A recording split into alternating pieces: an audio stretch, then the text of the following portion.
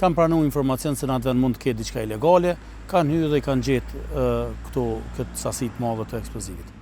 Kemi sa lidhen me rastin e Banjskës për arsye se në timet ato të cilat e vlerësojnë një gjë tillë. Komuna është Zubin Potok, afër një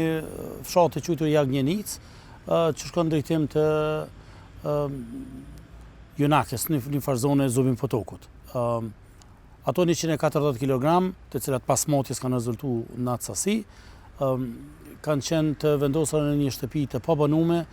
cila është braktisnë dhe nuk ka mundësi me u banu këtu, nuk është teknikisht në rregull. Gjatë patrullimeve rutinë, njësitë e policisë së rendit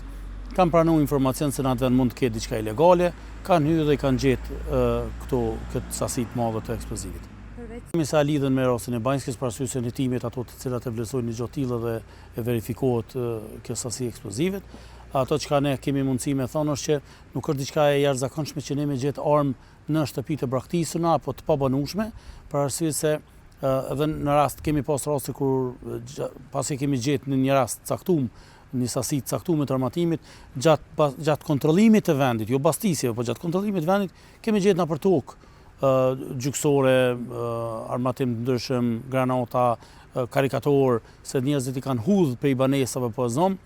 dhe prej shtëpive i kanë larguar në mënyrë që në rastin e hyjmë nëpër to